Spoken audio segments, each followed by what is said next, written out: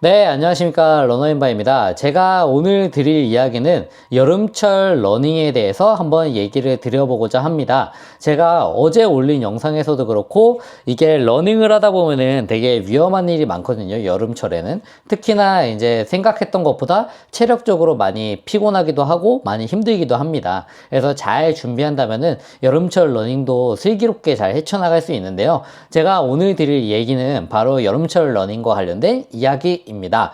그래서 7월만 되면요, 사실 서울의 기온이 막 체감 기온은 막 40도 넘을 때도 있고 실제로 기온 자체도 30도 막 중후반까지 올라가기도 합니다.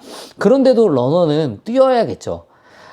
그럴 때 여름철 러닝을 할 때 어떻게 러너들이 생존할 수 있는지 한번 제가 알려드리려고 하는데요. 사실 여름철 달리기, 나 이러다가 쓰러져서 혹시 죽는 거 아니야? 싶을 때가 정말 많습니다.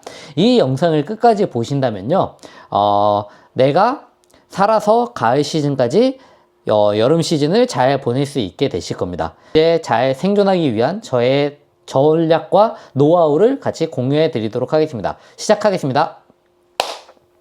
네, 여름철 러닝이 위험한 이유에 대해서 한번 얘기를 드려보고자 합니다. 체온은 오르고 땀은 폭발하고 심장은 파업하는 게 바로 여름철 러닝입니다.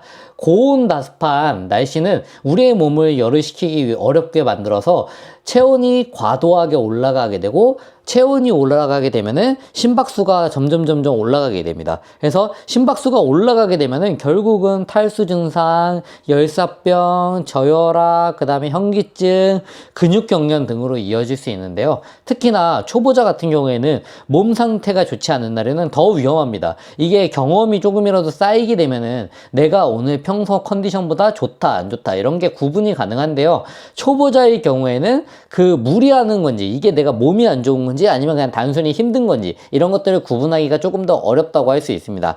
그래서 오늘은 조깅만 하려고 했는데 구급차를 탈 뻔한 경우도 있고요. 내가 평소에 10km는 그냥 우습게 뛰었는데 그냥 5km도 안 돼서 막 정신이 몽롱해지는 경우도 있습니다. 그래서 요 얘기는 제가 그냥 웃자고 드리는 얘기가 아니라 실제로 존재하는 이야기들입니다. 그래서 언제 뛰는 게 가장 안전할까요? 그러면은 안전하게 뛰기 위해서 중요한 거는 타이밍입니다. 새벽 5시에서 6시 사이, 해 뜨기 전, 이때는 지면 온도가 밤새 지나면서 상당히 낮아져 있습니다. 그나마 낮아져 있겠죠. 그리고 공기도 비교적 시원합니다. 그렇기 때문에 새벽 5시에서 6시 사이가 첫 번째로 가장 추천해 드리는 시간대고요. 두 번째, 나는 그 시간에 일어나기도 힘들고 혹은 그 시간에 제가 조금 사정상 어렵습니다 라고 하시는 분들이 계실 텐데요. 그런 분들에게는 저녁 7시 이후가 조금 낫습니다. 그래서 이 시간에는 땅은 여전히 뜨겁지만 그래도 그나마 해가 졌으니까 나을 수 있습니다. 그래서 요 시간들 같은 경우에 어떤 식으로 저는 참고하냐면요, 일출 시간과 일몰 시간을 꼭 자주 체크해 주는 편입니다. 일출 시간 전, 그리고 일몰 시간 이후, 이렇게 해서 체크를 해서 그 시간을 뛴다면은 조금 더 물론 뭐 그렇다고 해서 엄청나게 뭐 여름철이지만 시원하거나 이렇게 하진 않겠지만 적어도 조금은 덜 힘들게 뛸 수 있다 라고 생각할 수 있겠습니다. 그 다음 이제 제가 다음으로 드릴 얘기는요, 여름철에 그러면 복장은 어떻게 가져가는 것이 맞냐에 대한 내용입니다. 이거는 뭘 입냐가 정말 그날의 달리기를 중요하게 결정 지을 수도 있는데요. 물론 이거는 사람마다 다를 수도 있습니다. 그렇지만 가장 기본적인 것은 통풍이 잘 되는 밝은색 옷을 입어줘야 된다는 것입니다. 그래서 하의 같은 경우에는 뭐 밝은색을 입으면 조금 땀이나 이런 오염으로 취약하기 때문에 조금 힘들 수 있지만, 상의 같은 경우에는 되도록이면은 여름철에는 밝은색 옷을 입어주는 것이 좋습니다. 그래서 기능성 티셔츠 플러스 그 다음에 뭐 팔토십 조합도 괜찮고요. 왜냐면 이게 피부 같은 경우에도 선크림을 아무리 바른다고 해도 조금 위험할 수 있기 때문에 그렇게 추천드립니다. 그리고 절대 면티는 안 됩니다. 면티라고 하는 거는 사실 이게 땀을 먹게 되면은 정말 몸에 달라붙고 잘 마르지도 않기 때문에 정말 최악이라고 할 수 있습니다. 그 다음 네 번째, 제가 다음으로 얘기 드릴 거는요, 수분 섭취를 미리미리 하셔야 된다는 것입니다. 목 마르면은 마시는 거는 정말 잘못된 생각이라고 할 수 있습니다. 이미 갈증이 나게 되면은 그때 늦었다고 할 수 있습니다. 제가 어제 겪었던 일이죠. 그래서 갈증이 난다는 거는 이미 몸이 위험 신호를 보낸다는 걸 의미합니다. 배가 고픈 것도 똑같고요. 그래서 하루 전부터 수분 섭취를 충분히 해주는 것이 중요합니다. 다음날 장거리를 뛸 경우에는 수분 섭취를 충분히 해주는 게 중요하다. 그리고 물만 아니라 전해질도 같이 섭취해 주는 것이 중요합니다. 러닝 직전, 직후에도 한두 모금씩 계속 마셔주는 습관이 중요합니다. 그래서 탈수는 막 갑자기 확 오기도 하지만 대부분 다 조금씩 이게 천천히 진행이 됩니다. 그래서 심박이 점점 올라가거든요. 물이 부족한 경우에는. 그래서 다리가 무거워지기 전에 점점 내가 갈증이 나기 전에 그 전에 조금씩 섭취해 주는 것이 중요합니다. 그래서 전해질이 부족하거나 혹은 수분이 부족할 때 나타나는 증상들은요. 첫 번째 현기증, 그 다음 두 번째 두통, 세 번째 근육경련, 그 다음에 네 번째 집중력이 저하가 될 수 있습니다. 그래서 이게 약간 말을 더듬나든지 이런 것들이 되게 위험한 전조 증상이라고 할 수 있습니다. 그래서 생각 자체가 빠릿빠릿하게 움직이지 않는다면은 조금 조심하는 게 좋을 수 있습니다. 그리고 그 다음으로는요. 여름철 달리기에서는 중요한 것 중에 하나가 강도 조절도 중요하다고 할 수 있습니다. 내가 평소에 10km를 4분 30초 페이스로 뛰는 게 어렵지 않다. 근데 오늘 왜 내가 5분 페이스로 뛰는데도 왜 이렇게 힘들지? 이런 경우가 생길 수 있습니다. 그게 바로 여름이라고 할 수 있습니다. 왜냐하면 날씨 자체에 영향을 많이 받는 종목 중에 하나가 러닝이라고 할 수 있습니다. 그래서 이 시계가 알려주는 것들에 대해서 조금 면밀하게 생각하고 그거에 대해서 좀 기민하게 반응할 필요가 있다라고 저는 얘기를 합니다. 그래서 여름철 러닝 같은 경우에는요, 심박에 기반해서 훈련을 전환해 주는 것이 조금은 더 안전하게 진행을 할 수 있습니다. 그래서 제가 어제도 그리고 저번 영상에서도 그렇지만 여름철에는 저는 특히 더 심박을 자주 체크해 주는 편입니다. 내가 평소보다 심박이 너무 올라간다면 그거에 맞춰서 강도를 낮춰주는 게 중요합니다.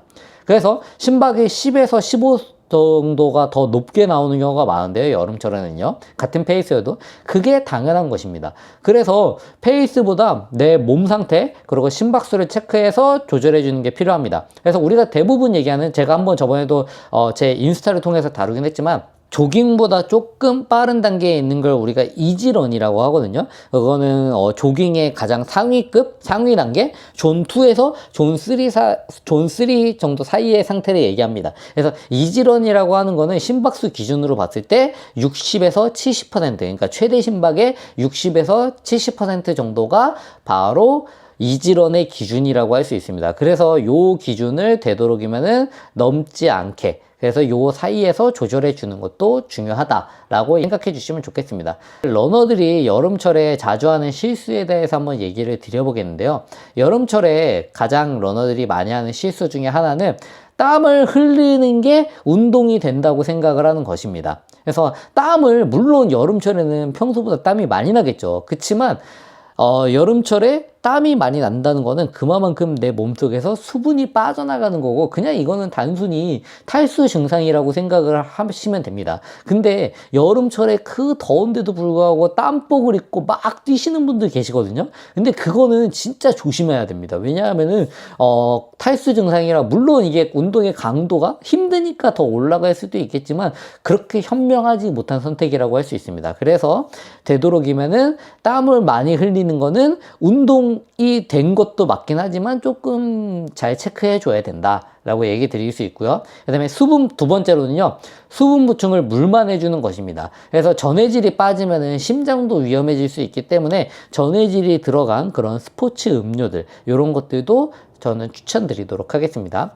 세 번째, 그 다음에 선크림을 안 바르는 것입니다. 이게 보통 흐린 날이 오히려 더 위험하다고 얘기를 하잖아요. 자외선이 세서. 그래서 선크림은 되도록이면 조금 잘 발라주는 것이 너무나도 중요합니다. 그래서 이게 멋지게 몸이 타지는 것도 있지만 사실은 피부에 상당히 안 좋다고 합니다. 그래서 러너들이 자주 여름에 하는 실수 중에 세 번째로는 선크림을 안 바르는 것입니다. 네 번째, 이 여름의 환경을 극복하려고 하는 마음입니다. 그래서 이게 지나치게 되면 점심에 러닝을 하시는 분들이 계신데요. 그 땡볕이에요. 물론 시간이 정말 없어서 어쩔 수 없는 경우라면 이해가 되지만 그게 아니라면 저는 굳이 힘든 날씨에 힘들게 운동을 할 필요는 없다고 생각합니다. 그래서 되도록이면 덥지 않은 시간에 최대한 몸이 어느 정도 성능을 낼 수 있는 시간에 해주는 게 좋다. 그래야지 운동 성과도 올라가고 몸이나 이런 것도 자극을 더 많이 줄 수 있다. 물론 힘들게 하면은 그게 좋은 운동일 수도 있지만 힘들게 하는 거는 그냥 힘든 운동일 뿐이지 좋은 운동은 아니다 라고 저는 얘기해 주고 합니다. 그 다음에 마지막으로 5번째 많이 하는 실수는요, 젖은 옷을 그대로 방치하는 것입니다. 가끔 막 그런 얘기를 하세요. 이게 더운 날에 뛰고 나면은 러닝복이나 이런 것들 바로 이게 매일매일 땀 나면은 그 매일매일 빨아야 되냐, 어떻게 해야 되냐. 너무나도 당연한 얘기겠지만 바로바로 여름철에는 세탁을 거의 무조건 해야 된다고 생각합니다. 그래서 러닝 후에 젖은 옷을 방치하게 되면은 뭐 무좀, 그 다음에 거기에 세균도 번식하고 그러면 땀띠 막 이런 것들이 찾아올 수 있습니다. 그렇기 때문에 세탁은 무조건 바로 해준다. 그래서 저 같은 경우에는요, 그 발을 씻자 있잖아요. 그걸로 해가지고 그냥 조물조물해서 손빨래하고 탈수기만 재빠르게 돌려갖고 건조해 놓습니다. 그렇게 해야지 그나마 냄새도 덜 나고 어느 정도 관리가 가능합니다.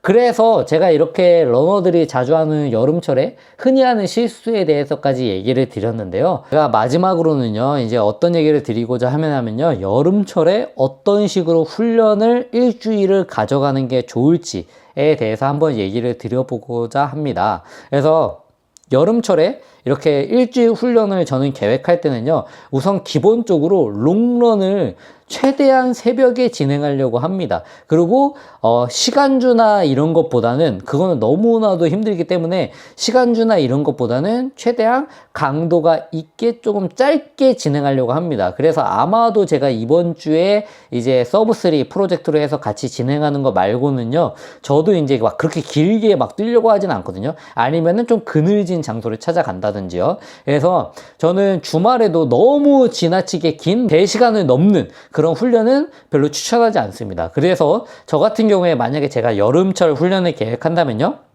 최대한 새벽 위주로 뛴다. 그리고 저녁에 해가 지고 난 이후로 뛴다. 그 다음에 그러니까 그 전체적인 마일리지의 거리보다는 강도 위주로 깊이 있게 저는 가져가려고 할 겁니다. 그래서 요때 이제 사실 스피드를 많이 끌어올려야 되는 저는 시기라고 생각을 하거든요. 그래서 스피드적인 부분, 뭐 예를 들어서 언덕 인터벌을 일주일에 한 번, 그 다음에 플러스 짧은 단거리 위주의 인터벌을 한 번, 이렇게 해서 2번, 인터벌의 포인트 훈련을 주중에 2번 가져가는 겁니다. 그리고 주말은 산에 간다든지요, 산에 가서 이제 상대적으로 기온이 낮기 때문에 그늘진 곳도 많기 때문에 산에 간다든지, 아니면은 조금 긴 거리를 뛰는데 최대한 2시간 정도, 2시간 남짓 이 정도로 해서 몸이 최대한 너무나도 그 땡볕에 피로해지지 않게, 두통이 생기지 않게끔 조절해 주려고 하는 편입니다. 그래서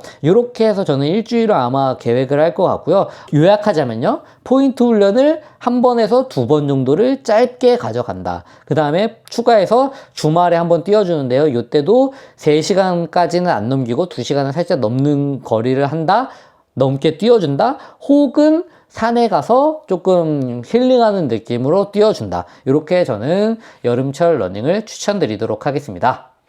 네, 그래서 제가 여름철 러닝에 대해서 얘기를 드렸는데요. 여름철 러닝이라고 하는 거는 시간, 옷차림, 수분, 강도 조절 이런 것들만 잘 지키면은 사실 그렇게 크게 막 걱정하실 필요는 저는 없다고 생각합니다. 지금 막 지레 막 겁먹고 지금도 더워서 이렇게 뛰기 힘든데 어떻게 해야 되나요? 라고 걱정하시는 분들이 계실 수도 있는데요. 그거는 겨울도 똑같습니다. 너무나도 추운데 어떻게 뛰어야 되나요? 이런 걱정을 많이 하시는 분들이 계신데 겨울보다 여름철은 시간대만 잘 고려하면은 오히려 그렇게 어렵지 않게 옷차림도 가볍기 때문에 더 쉽게 잘 접근할 수 있습니다. 다만 그 시간이나 이런 것들을 너무 체력적으로 소모가 큰 시간을 피해 주시는 게 좋다고 생각을 합니다. 그래서 그거를 안 지키면은 오히려 기록을 더 줄이기 위해서 했던 훈련들이 오히려 병원에 눕는 일이 생기게 될 수도 있습니다. 그래서 제가 얘기 드리고 싶은 거는